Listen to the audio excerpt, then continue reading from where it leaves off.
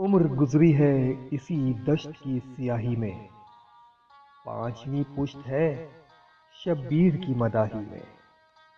مرثیہ شاعری کی ایک صنف ہے جس میں کسی کی موت پر اس کے محاسن و فضائل کو یاد کر کے جزا و فضح کیا جاتا ہے۔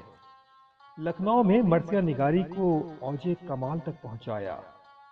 غازی الدین حیدر نواب لکھنؤ نے مرثیہ گوئی کی سرپرستی کی، جس سے لکھنؤ میں مرثیے کی فضا اتنی بلند ہوئی کہ یہ صنف ادبیت کے تقاضے کرنے لگی۔ اس دور میں مرثیہ کہنے والوں کی ایک بڑی تعداد تھی، جس میں میر ضمیر، دلگیر اور میر خلیق کے علاوہ افسردہ، نظام اور گدا جیسے بڑے نام مرثیے کے ضمن میں اہم ہیں۔ 19ویں صدی کی دوسری چوتھائی میں سلامت علی دبیر، ببر علی انیس، میر عشق، مرزا آتش اور میر مونس وغیرہ نے مرثیہ گوئی کے سورج کو نصف النہار پر پہنچا دیا۔ واقع کربلا کے کئی سو سال بعد صفوی دور میں فارسی شعراء نے مذہبی عقیدت کی بنا پر مرثیہ نگاری شروع کی، جن میں محتشم کا نام سر فہرست ہے۔ اردو کی دکنی دور میں بے شمار مرثیے لکھے گئے۔ شمالی ہند میں بھی اردو شاعری کے فروغ کے ساتھ ساتھ مرثیہ گوئی کا آغاز ہوا۔ سودا پہلے شاعر ہیں جنہوں نے اس کو فنی عظمت عطا کی اور مرثیے کے لیے مسدس کو مخصوص کر دیا، جس کو بعد میں شعراء نے بھی قائم رکھا۔ سودا کے بعد میر خلیق، میر ضمیر، دیگر اور فصیح وغیرہ نے مرثیے کو ترقی دی، لیکن فنی بلندی، امتیازی خصوصیات کو نکھارنے اور جاذب دل و دماغ بنانے کے لیے اس صنف کو میر انیس کی ضرورت تھی، جنہوں نے مرثیے کو معراج کمال پر پہنچایا۔ انیس نے جس خاندان میں آنکھ کھولی، اس میں شعر و شاعری کا چرچا تھا اور وہ کئی پشت سے اردو ادب کی خدمت کر رہے تھے۔ میر انیس اردو کے سب سے بڑے مرثیہ گو شاعر ہے۔ ببر علی انیس 1803 عیسوی فیض آباد میں پیدا ہوئے۔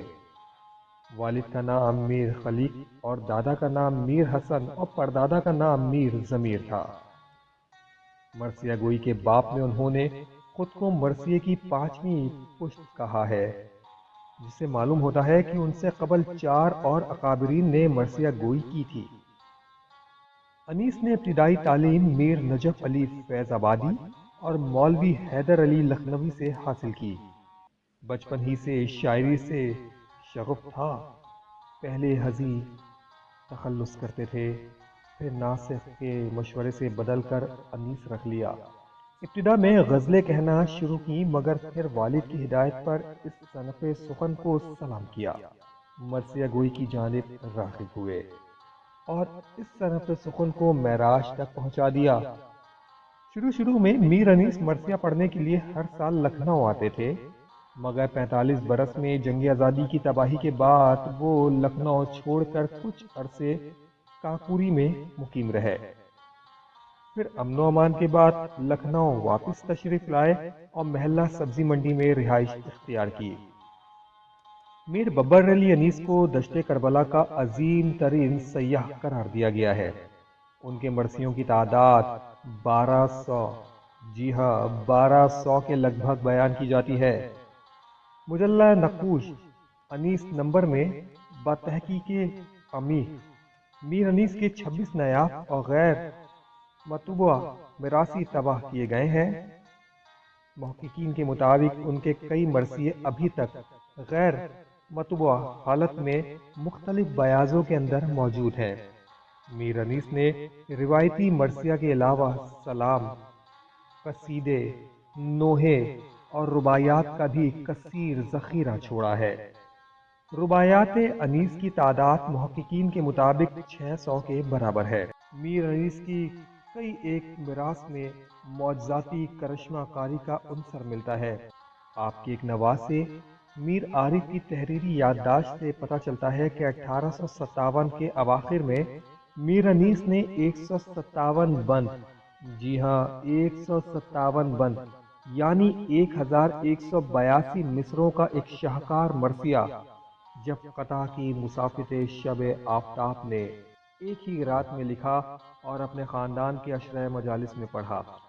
میر انیس کے 3 فرزند تھے، میر نفیس، میر جلیس اور میر سلیس، اور یہ تینوں منجھے ہوئے شاعر اور مرثیہ نگار تھے۔ میر انیس ایک اعلیٰ سخنور ہونے کے علاوہ نہایت خوش آواز بھی تھے۔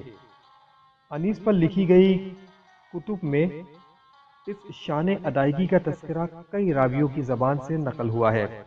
کتاب واقعات انیس میں علی مرزا پٹنہ کا بیان ہے کہ انیس کے متواتر سننے والوں میں سے وہ ایک تھے، اور انیس باکمال توجہ منبر سے انہیں مخاطب بھی کیا کرتے تھے۔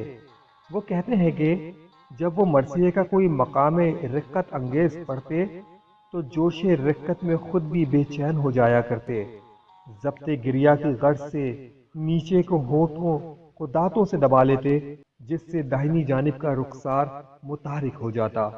مولانا محمد حسین آزاد نے انیس کو لکھنؤ میں خود دیکھا تھا۔ آب حیات میں انہوں نے انیس کے لیے لکھا ہے کہ کمال اور کلام کی کیا کیفیت بیان کروں، محویت کا عالم تھا۔ وہ شخص ممبر پہ بیٹھا پڑھ رہا تھا اور معلوم یہ ہوتا تھا کہ جادو کر رہا ہے۔ انیس کی آواز، ان کا قد و قامت، ان کی شکل و صورت کا انداز، غرض ہر شے مرثیہ خوانی کے لیے ٹھیک اور موضوع واقع ہوتی تھی۔ 20ویں صدی کے مرثیہ نگار شاعر جوش ملی آبادی نے میر انیس کے لیے لکھا ہے: تیری ہر موج نفس روح الامی کی جاں ہے، تو میری اردو زباں کا بولتا قرآن ہے۔ ببر علی انیس نے 29 شوال 1291 ہجری بمطابق 10 دسمبر 1874 کو لکھنؤ میں انتقال کیا اور ان کے مکان میں ہی وہ دفن ہوئے۔ 1963 میں ان کے مزار پہ ایک عالی شان مقبرہ تعمیر کروایا گیا جو آج بھی لکھنؤ کی شان ہے۔